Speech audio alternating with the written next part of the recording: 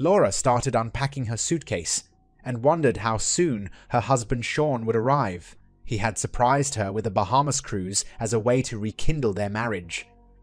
Talk about a surprise. He only told her the night before. All she had to do was pack. Sean had cleared the vacation time with her work and informed both sets of parents. The only thing she didn't get to do in advance was call James, her lover. Laura was glad the hiding and lying would soon be over. Her affair with James had run its course. With the likelihood she and Sean would be starting a family soon, it was time. She was, however, glad that she had been able to get in one affair before she had a baby. It was always meant to be a one-time, first and last fling to confirm her desirability to other men. As she thought about it, she was puzzled why she had given in and had agreed to meet with James in the first place. He was handsome and charming, and the sex was exciting at first, but there was no love. At one time she had assumed there had to be an element of love to justify the need to have a lover. Now she was forced to admit it was just lust. The sex was good, but was certainly not worth risking her marriage to Sean. Thank goodness they had been careful. Neither Sean nor James's wife, Donna, had found out. Best to end it now and not to tempt fate anymore. Laura was hoping Sean was truthful when he said he was ready to commit to having children after the cruise. Having children was one of, if not the main, reason for getting married when she did. She was so looking forward to becoming a mother. In her mind, she had redecorated the spare room twice over, once for a boy and once for a girl. The best part of her life was about to begin. She was so happy. The sound of a key entering the door actually caused a flutter in Laura's heart. She planned to greet Sean with the biggest hug and most passionate kiss she could muster. As the door opened, she gasped, "No! James! You can't come in! Sean will be here any moment! Go away!" James yelled, "Laura, what are you doing here? Donna's supposed to be here soon. This is our cabin." Neither seemed to know what to do except tell the other to get out. After a few agonizing seconds, James hit himself in the head and said, "Oh shit, now I understand. This is supposed to be our cabin, yours and mine." "What are you talking about?" "Don't you see? They know. For some reason your husband and my wife have decided to give us a lover's cruise, probably as a goodbye present to our marriages." "No, that can't be. It doesn't make any sense. Sean told me that he had arranged this cruise and said he'd have to meet me late because of a last-minute business detail. He told me this cruise was a way of strengthening our marriage and getting ready to have children." Donna told me the same thing, almost verbatim. Something about the way she told me sounded a little off. Now I know why. "Are you sure? What if they show up?" she asked. "Let me see your ticket." After examining the slip of paper, James explained, "Look, we are booked in the same cabin. You can wait to unpack if you want to see if Sean is coming, but I think we're busted." "I'm calling Sean. This must be some crazy mistake." She dialed and got nothing. "Darn it. The phone company must still be doing their update. That's why I didn't call you last night." "Who told you that the phones weren't working?" he asked. "Sean," she replied. "Guess what Donna told me last night when I told her I needed to call someone? The phones probably don't work because they cut us off the phone plan. They knew we would try and call the other." "No, this can't be happening. I was going to stop our affair after the cruise. I want my husband and my marriage. I want to have children. Sean's children. Quick, let's get off the boat," she spoke. "It's too late. The ship has left the dock already. We have a couple of days before our first port," James replied. "I'll get off there and go home. I'll beg him not to do anything foolish," Laura said. "How will you get home?" James asked. "I'll get a flight back," Laura replied. "How will you pay for it?" James asked. "With a credit card, of course," Laura replied. "So you're assuming our credit cards are still valid?" James asked. I hadn't thought of that. Surely he wouldn't be that mean, Laura replied. You can go to the purser and see if you can charge anything on your card. I'll go with you and check mine too, James said. Their trip to the purser confirmed James' prediction. Their credit cards were declined. They went online and found out that half of their joint accounts had been cut in half. AITA cards could have provided access to the joint accounts if they hadn't been cancelled. The purser let them both make a phone call to their spouses, but they both got a number no longer in service message. So, Laura, how much cash do you have? About $300. You, Laura replied. About $250. Doesn't look like we will take any of the side trips. I think we're stuck until the end of the cruise. I assume you have the return flight ticket, James asked. Yes. What am I going to do? This will be the worst week of my life. How could I have been so foolish? Laura replied. Well, we might as well enjoy the cruise. No telling what will be waiting for us, James said. All I want to do is cry and figure out how I can get my husband back, Laura replied. Fine. I'll unpack and go see what I can do for free.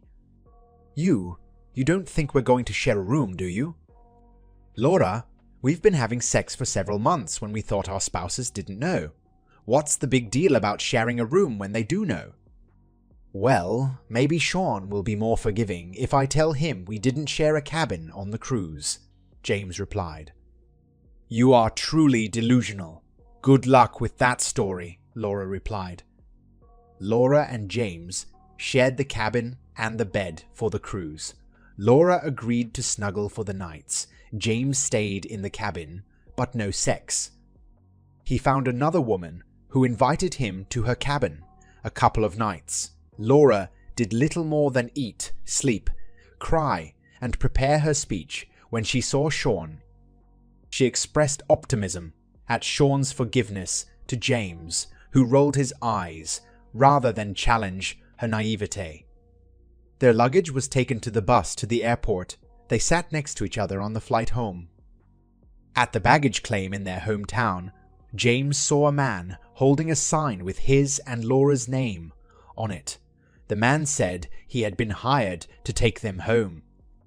As soon as James and Laura got in the car, the driver gave them each a manila envelope. You've been served. I thought you were a driver, they asked. That too. I was paid to drive you and serve you. You are supposed to read the letter from your spouses. I will be taking both of you to 1350, 3 Westwood Avenue, the driver replied. James said, That's my home. What about the lady? I was told to take both of you there. The answer might be in the letter, the driver replied. Each envelope had the same letter with separate petitions for divorce. Laura and James, we hope you two enjoyed the cruise. If you think treating you two to a cruise was some sign of affection, put that thought to rest. I, Sean, had bought the cruise tickets before I found out about your cheating. After Donna and I got together to confirm our mutual cuckolding, we came up with the idea of sending you two on the cruise. We needed the uninterrupted time to get our affairs, pun intended, in order. We are sharing a divorce lawyer, which would probably be a good idea for you two. At least it would be cheaper. Your receipt of the envelope is the start of a 90-day separation. That will allow all of us to get used to not being married to our current spouses. Rather than have as many as 4 residences, we decided that Donna would move in with me. Laura can move in with James. In case you're wondering, Donna and I have not developed a romantic relationship, not even a revenge fuck. It's not because Donna and I do not think each other is attractive. It's because we don't believe that we should have sex with someone else until we're divorced. What a strange concept. Not fucking someone other than your spouse. Seems I heard that somewhere before. Oh yeah, our marriage vows. Or were they just marriage vows? Or were they just marriage suggestions to you two? The next 90 days of separation is what we propose be used to negotiate the division of assets. Donna has taken all that she wants from her house, most of which went into storage. Laura, all your stuff has been put in boxes and is at James' house. Oh, before I forget, there is something that we didn't leave for either of you. All the wedding pictures and albums have been disposed of. If you want them, you might try to look for them at the city dump. Hey, you trashed our marriages. It seems a fair trade for us to trash our wedding pictures. Obviously, getting married did not mean the same to you as it did to us. Please spare us the excuses from the cheater's handbook. There is no excuse for what you two did, and you did it over and over again. Forget counseling, at least marriage counseling, unless you two think it would help your future marriage to each other. But then there's that thing about whether a cheater who marries a cheater can ever trust their spouse. We know we couldn't, which negates the reason for us to receive marriage counseling. We do need to talk about distribution of assets. We have not asked for anything unusual in the petition. Basically, a 50-by-50 split for me and Laura. Donna has a prenup that keeps James from getting much. The way I see it is that half is not fair, but I can't expect any better should we go to court. What is fair about Laura getting half when she has committed the crime, and I have not?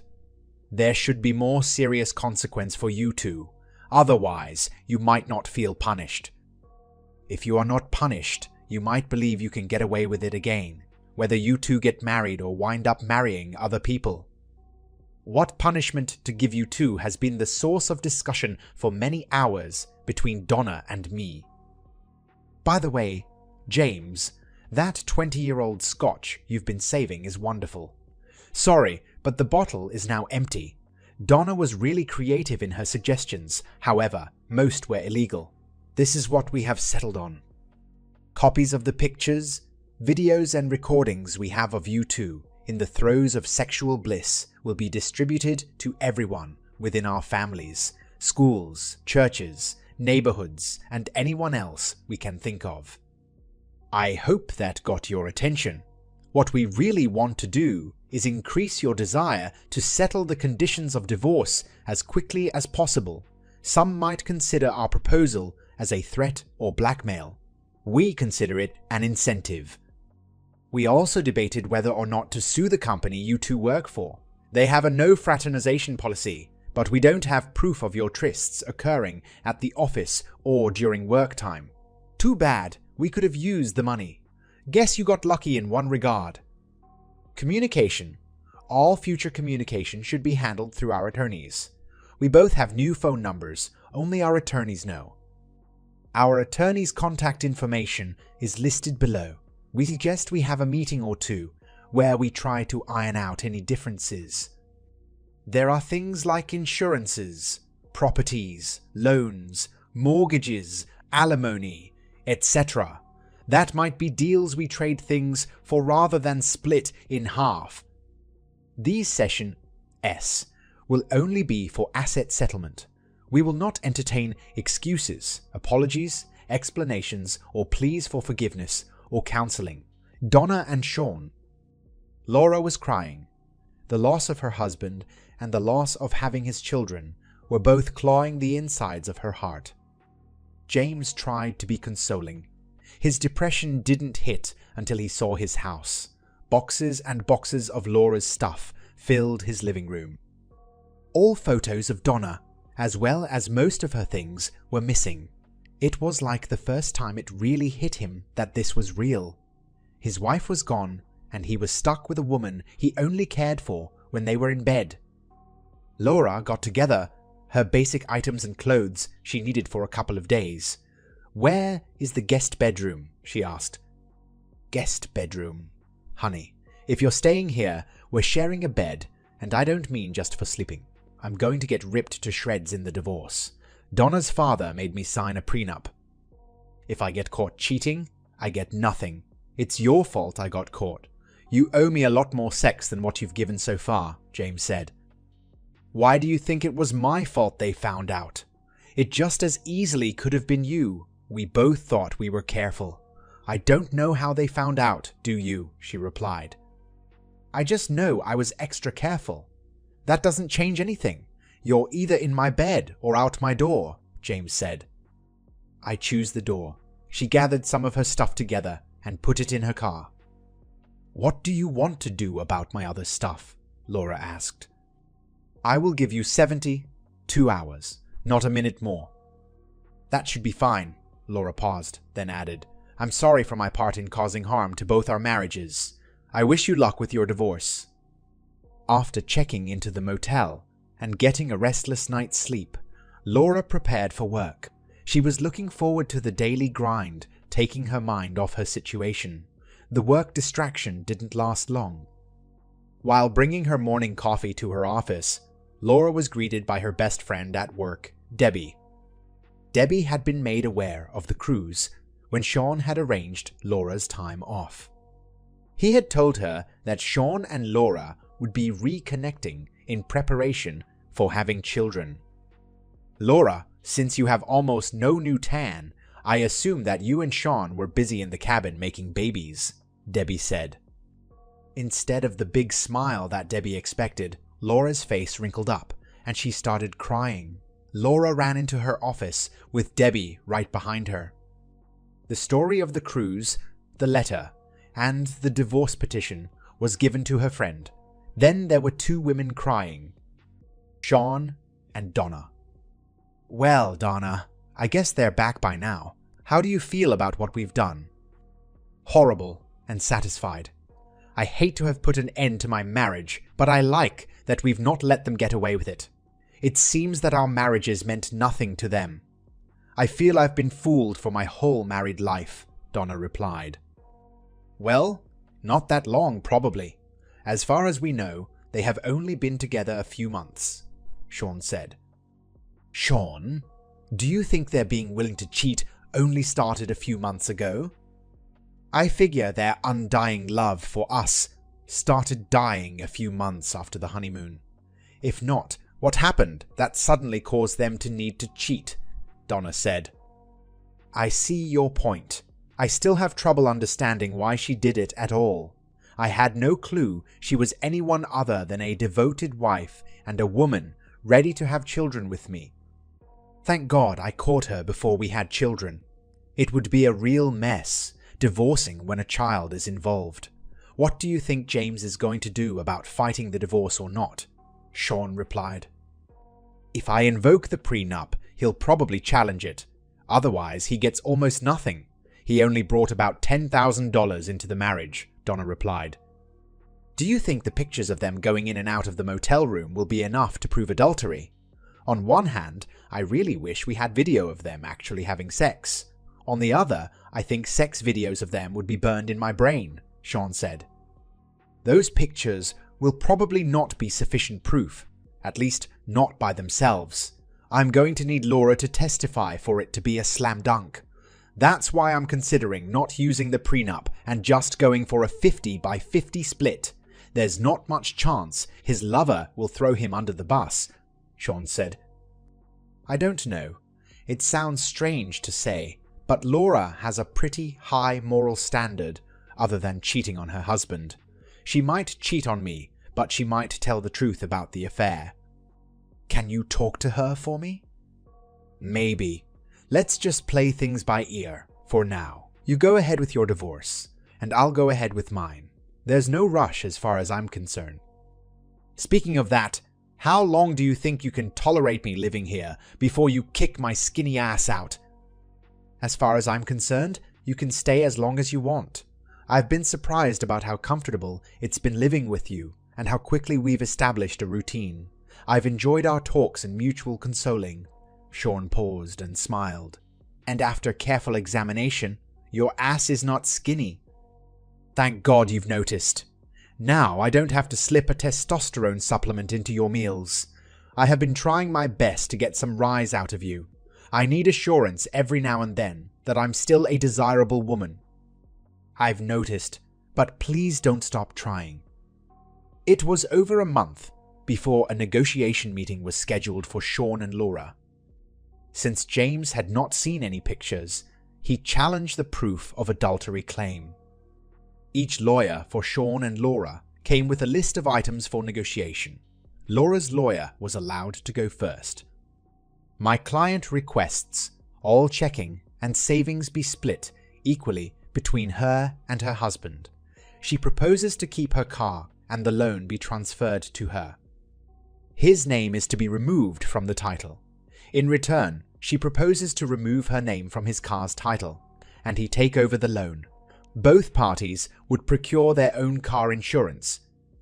As far as the house is concerned, she proposes that it either be sold and the equity be split, or he can buy her out by paying her half the equity as projected by a certified property evaluator. She would be removed from the deed if he retains ownership. Sean's attorney responded, "We have no problem with those conditions. Her husband chooses to sell the house. He will put it up for sale within 90 days. What else does she wish?" Laura's lawyer spoke up. "My client agrees to your terms only if your client will speak to her for up to 1 hour in private." Sean spoke up no. "Then my client requests that 12 sessions of counseling be required. If your client declines to participate, we will petition for $3,000 a month alimony and loss of equity in the house. You know we can get both with the right judge." Sean's lawyer advised him that local judges like counseling and letting the wife stay in the house. Although she probably wouldn't get $3,000 a month in alimony and the house, she probably would get a lot more than he was offering. The attorney further advised Sean to take the 1-hour deal and be happy it was not worse. "My client will give his wife 1 hour provided she sign the agreement in advance of the meeting." Laura interceded. "Sean, will you agree to actually talk with me and not just sit there?" Sean fumed, but agreed. "He has never lied to me. I accept." When Sean and Laura were alone, he told her, "It's 2:32. At 3:32, we're done." "I deserve that. You've promised to listen, and I am holding you to your promise." Sean nodded and stared at her. "Sean, I have sinned against you and God. I am not making any excuses to you. I made some to myself when I convinced myself it was okay. I lied to myself as well as you and God. I cheated. I broke my marriage vows. I betrayed the man I love most in the world. I deserve to be punished. I think you probably agree with what I've just said." Sean again nodded. "The issue is punishment. Is divorce too much punishment? Is a second chance too much to ask? Please indulge me and imagine a scale of justice. On the divorce side, put the heavy weight of my adultery on that scale. It makes the negative side go way down. Is there anything else you want to put on the negative side? Were there other ways I was not a good wife to you? Other than my having a lover, did I ever show disrespect for you and our marriage? Did anyone ever come to you with negative words about my behavior, or try to tell you that I had mouthed you behind your back? Did I ever turn you down for sex, even when I was having my affair? Did you ever doubt my love for you until you found out about James and me?" Sean shook his head in the negative. "Sean, is there anything you can mention about me that might go on the positive side of the scale? The side that could give me a second chance? Do you believe I was an evil slut bitch when you married me?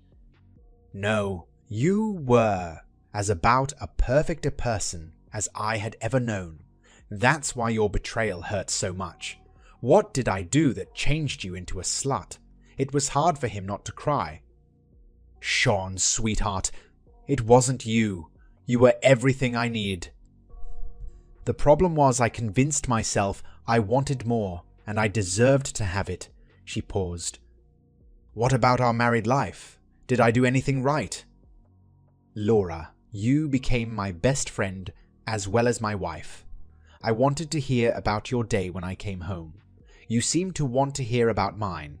I felt guilty that I was spending too much of our budget on things for me, while you barely asked for any money. I loved talking to you about politics, even though you're wrong most of the time." He caused both of them to grin. I enjoyed our talks about children and our future. I never, ever mistrusted you when I was away on business trips. We loved each other too much, or so I thought. I know you said it was all your fault, but I can't help wondering if I took you for granted or did something else that caused you to turn to James. Now he was crying. Look at the scale now, Sean. Is it anywhere close to balancing? Do you have an ounce of love for me left to put on the second chance side? I know it's hard to believe any promises I make after having broken our marriage vows, but I promise on the lives of our unborn children that I will never betray you again. Please give me a second chance. Sean thought about his choice until it hurt his head. Laura, it's going to take a while for me to get the mental image I have of you and James fucking in a motel room out of my head. I will agree to have my lawyer hold the divorce papers we just signed under one condition. Agree to testify against James in Donna's divorce. What would I be testifying about? Laura asked. James has challenged the pictures of you and him coming out of the motel room as proof you and he were having sex. Legally, he's probably right. You would testify that you and he were having sex. So you were lying when you said you had videos of us having sex. Oh well, there's nothing we can do about that now. Sean, I have no trouble telling the truth about the affair. Of course, we were having sex in the motel room. I am sorry that I have endangered 2 marriages, but I will not lie to save James any punishment. He is not worth lying for. He and I both deserve some punishment. I just wish it wasn't a divorce. Thank you. I will tell my attorney. Sean, what does this mean about our living arrangement? Will you let me move back in the house? Donna is living there now. You will have to wait. I don't want to kick her out until she has a place, but I also promised to put our house for sale. If you put a hold on the divorce, you don't have to sell the house. I will be willing to wait until Donna moves out as long as you and I get to spend time together. We probably should date again. We are 2 changed people. We need to rediscover ourselves and our relationship. God willing, we will fall back and love and get ready to fill our house with children. I'm not so sure about filling the house, but I would like a few. Your idea is agreeable to me. I will tell Donna, James said. Donna was not as pleased with the news like Sean expected, but she did force a smile and said, "Thank you." When James heard that Laura was willing to testify that he and she had sex at the motel, he capitulated. He was surprised that Donna was willing to pay off his car loan and credit card to compensate him for his forfeiture of his half of the equity in their house. With the current housing market, the sale of their house would have barely covered the loan and the seller's fee. No alimony was part of the prenup. Sean was perplexed. Donna had been so lenient and asked her about that. I wanted to burn the bastard really badly. His betrayal hurt me more than anything ever had. Then I looked at you. You were badly hurt, yet you were able to not be vindictive towards Laura. The scale of justice's thing caused me to reconsider. My and James' marriage did have mostly positive aspects before their affair. Daddy thinks I was crazy, but I feel a lot better about the divorce than I would have if I had extracted a harsher revenge. Thank you, Sean, for so much. She hugged him and kissed him with passion. Sean was surprised. The kiss warmed him and challenged his concept that Donna was not a woman he should be interested in sexually or romantically. Donna, that was the, I'm sorry, Sean, but I care for you so much. It has killed me at times that I have not been able to show you how much I care. I hope you can forgive me. Forgive you? I wanted to tear your clothes off and have sex with you. That's the most turned on I've been since the whole mess started. Damn girl, you sure can kiss. So, you want another taste? More than almost anything. The problem is that I am trying to see if I can give Laura a second chance. How can I do that if we have an affair? First of all, if we get together, it is not an affair. Both of us are legally excused from our marriage vows right now. Secondly, who says that you giving me a first chance can't be considered at the same time as you are considering giving Laura a second chance? Sean's logic and libido were in competition for the control of his body parts. I need some time to think. I'm going to bed, alone, and see if I can sleep. Sean headed to bed. The choice of options did not become any clearer nor sleep any easier. Donna knocked on his open door. She was wearing a nightie that became translucent with the hall light behind her. "Sean, can I sleep next to you tonight? I'm having trouble falling asleep. I promise to be good, please."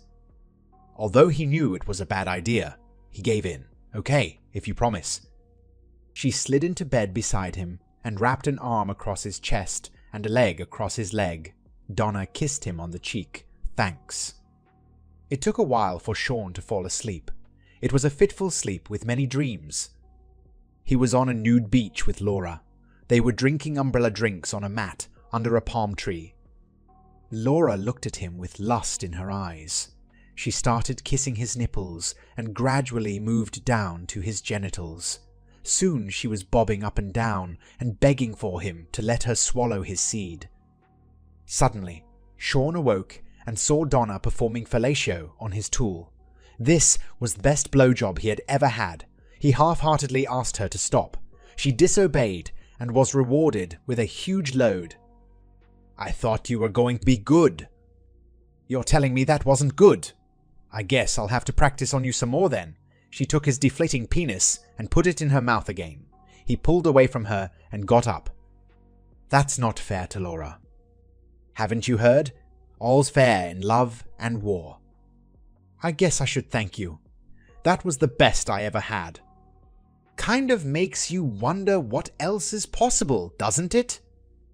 Seriously, Sean, we're going to be living together for a while longer at least. Don't you want to see if we're sexually compatible? God, you have no idea how much I would like that. You have shown me enough of your body that I stay erect most of the night. The thing bothering me, besides the feeling we should wait until we're divorced, is that you're living with me because of your husband cheating on you. What happens if we find out we're not sexually compatible? Will that make it difficult for you to stay here? I don't want you to have to move before you're ready. Damn, you're sexy when you put my feelings above your carnal lust. A big smile came on her face. Hell, Donna, what am I going to do with you? Doggy? Reverse cowboy? Missionary? James resigned and moved away. He was sent his copy of the divorce decree. There was no further contact with him. Sean had an active social schedule. He enjoyed dating Laura and began to remember what had attracted him to her in the first place. She did not push him, but made it clear she was ready to earn his trust back any way she could. Donna was not making any plans to move out, even though James had left the home he had shared with her. Sean told Donna they needed to talk. Donna, I am unusually blessed. I have a beautiful, intelligent, caring woman living with me who has given me the best sex life I have ever had. I have also become reacquainted with the woman who has been the love of my life for years. She hurt me, and I have trouble trusting her. I have revived enough feelings for her to wonder if I am not giving you an unfair advantage with you living here and us having sex. You have a house available to you. Why haven't you moved back home? I haven't moved back home because, as far as I'm concerned, this is home. I want to be with you. Where you and I are together is home. If you think I have an unfair advantage by living here, good for me. I'm fighting for the man I love. I don't understand why you would want a woman who has betrayed you when you have a woman who has never and will never cheat on you. I don't want to degrade your sense of fairness. As much as I hate the idea, I will move out. I plan to beat out Laura for your affection, whatever our living situation. I trust your judgment. Although you haven't said so, you love me, Sean. I know it. I will wait, but I am planning on us getting married and having children. Now, let's go to bed one more night, and I hope you didn't plan on getting any sleep. Months went by. Laura felt better about her chances, especially after finding out that Donna had moved out. She was disappointed that Sean had never met her at their old home. They were hugging and kissing now, but no sex. She hoped he remembered their times in bed. Much of their time together was reliving good memories from their courtship and marriage. They never discussed her affair. There was a 2-week break before Sean and Laura next met. Laura believed he was going to announce his decision. She felt she had reason for optimism. She sat down at the table in the conference room. Sean was there, but so was Donna. Laura sat down, holding back tears. "Laura, I wanted both of you here, because I have been going back and forth between you, physically and in my mind. Both of you need to hear what I now want to say. Our current situation has not been fair to either of you. It hasn't felt it's been fair to me either. I have come to a decision. Laura, I have been able to forgive you. Our recent time together has reminded me of the reason I fell in love with you and how great it was to be married to you before your cheating. I have been greatly tempted to resume our marriage, with certain conditions, of course. The problem is that I can't forget. Whereas I might be willing to take the chance for you to remain my wife, I can't take the chance on the mother of my children being untrustworthy. As bad as this has been on us without children involved, I get physically sick at the thought of what it would have been like if we did have children. Actually, Laura, I made the decision a couple of months ago. Since then, I have been working on a new divorce settlement. Laura, because of the wonderful years you gave me most of our marriage, I want to give you the chance to support yourself so you can prepare to move on with your life. I have no doubt you will find a man willing to take a chance on you and be willing to give him children. I have sent your lawyer the new settlement terms, which you will find is much more favorable to you than before. I wish you the best, Laura. I really do. Sean and Donna got up to leave. Laura spoke up, Sean. Can't you? Her ability to speak left her as she saw the small bulge of Donna's stomach. She knew she had lost what she most wanted. That's the end of this story. If you found it engaging, please give it a thumbs up and don't forget to subscribe for more content like this. I've tried out a new style, so if you liked it, let me know in the comments. Your support and feedback mean the world to me. Thanks for watching.